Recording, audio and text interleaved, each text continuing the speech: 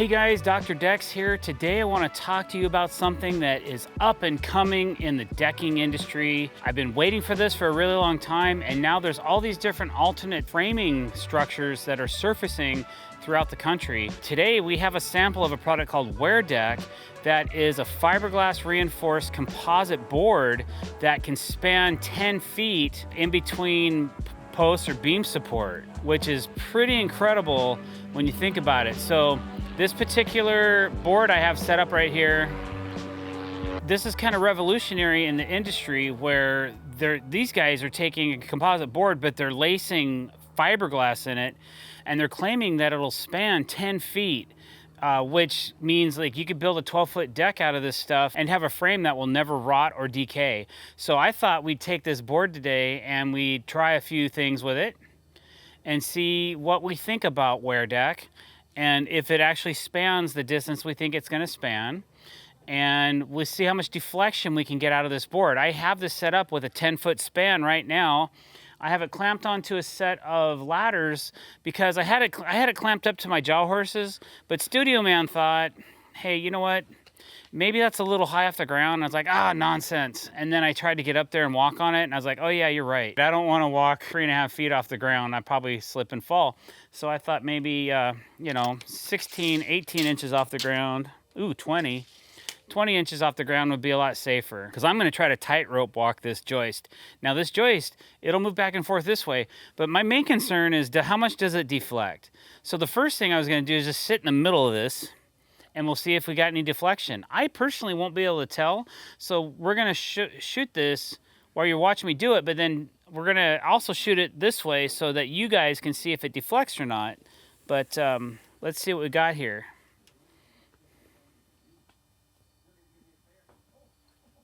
Okay, so it moves back and forth a little bit. It seems to be pretty rigid. I'm sitting on this, we'll call it a joist for now, this man-made joist. I'm gonna stand up and I'm gonna sit down on it, and you guys are gonna watch this and see if it deflects down, and if it does, kind of get an idea of maybe how much. And there's a scientific way to do this, but we're probably not gonna get into that today. We could take a string and set it up and see how much it deflects over a string. Now, to be fair, the stuff we normally use, pressure-treated hemlock, it deflects as well. Not as much maybe as a synthetic, but we're gonna see if it moves a lot or a little or how much, okay? So here we go. All right, guys, so now that we've done that, I'm gonna bounce up and down on it a little bit, and let's see how much it moves, okay? Again, standard lumber would move as well, so we're just trying to check it out. Okay, now I'm gonna see if I can walk across it. Gotta pull up my sleeves for this.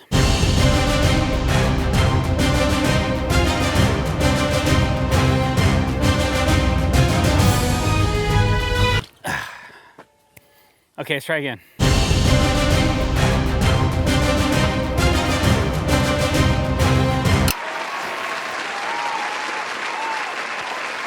All right, we made it.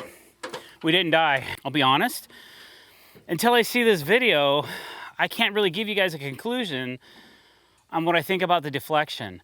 But let's stick it over on the chop saw. I'm kind of curious how it cuts, and let's see how it screws together. All right, let's do that. Oh, by the way, it is kind of heavy. It's very dense, so that's something you might want to think about. I don't know how many pounds per foot. We'll get all that information. I know that Owens Corning just invested in this company, so I don't know if this name's going to stay the same. This is kind of a prototype, and not a lot of people have access to this brand yet, so just some more information for you on that. Let's declamp this and get over to the chop saw. All right, so whenever you're cutting a new experimental product, you might want to wear some safety glasses, especially if it's reinforced with fiberglass, okay? So don't forget, good eye protection. Probably should be wearing some gloves too.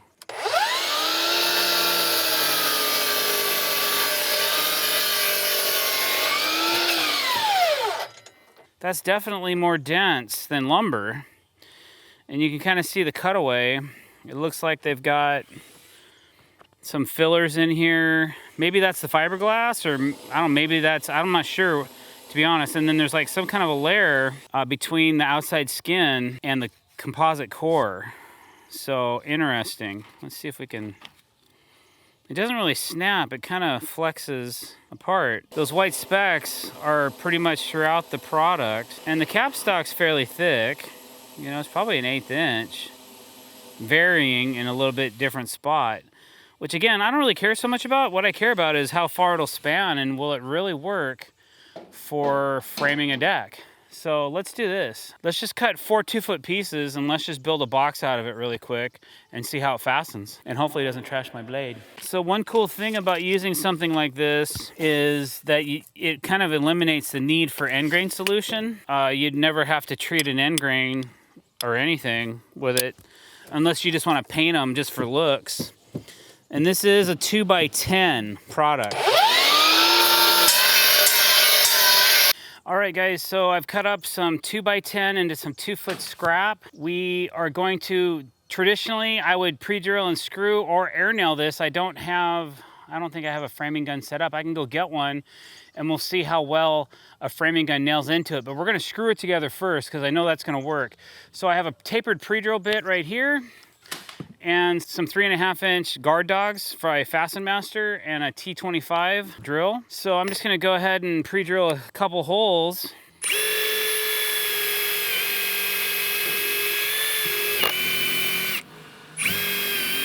So it's pretty much like a standard composite. It kind of assembles the same way.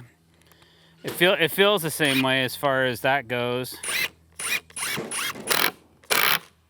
So I'm kind of curious to see how the old nail gun does, but we'll go ahead and screw this box together. It's like you got to clean your bit or else this stuff kind of coagulates on it a little bit. But again, that's standard. And this is kind of melting a little bit, so you might have to wait for it to cool off a little bit before you drive it.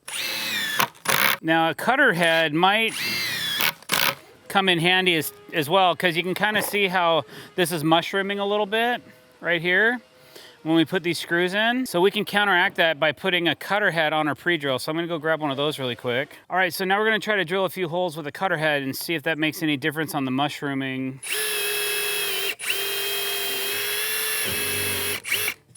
You can kind of see how it bore the hole for the head of the screw.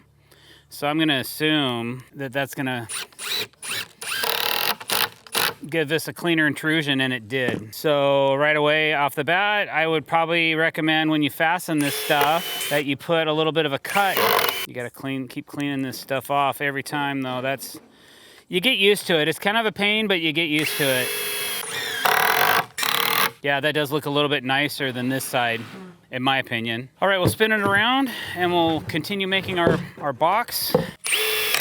My bit's coming off because I don't have the right size Allen key to tighten it. I think you guys get the idea of what makes a nice look. So I'm just gonna use this drill bit.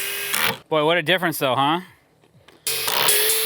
All right guys, so I grabbed this Metabo HPT framing gun. It seems to be our hardest hitting cordless gun.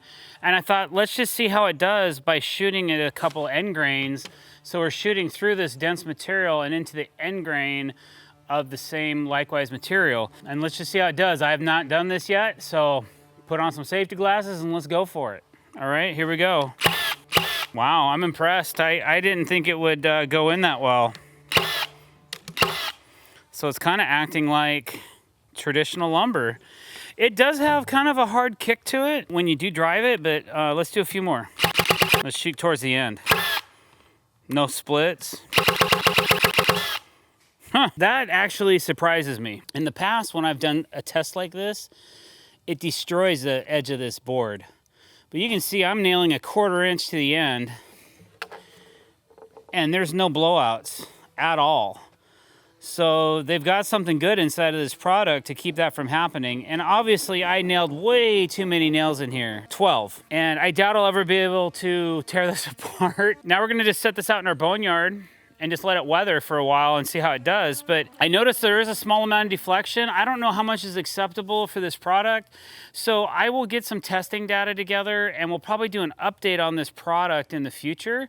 But I thought it was pretty cool. So I reached out to these people. They sent me some samples so I could do this video and show you guys what we thought of the product. So far, so good. We'll just have to keep testing it and see what we come up with. You never know, maybe one day we'll be building a frame a deck frame out of this product. So if you like this video today, don't forget to click that subscribe button. If you learned something a little bit new about the new product on the market, that's pretty cool.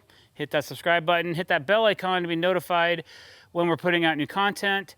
Don't forget to like this video. Leave a comment below and let me know what you think of this new man-made framing material. All right, guys, thanks for watching. Have a great day.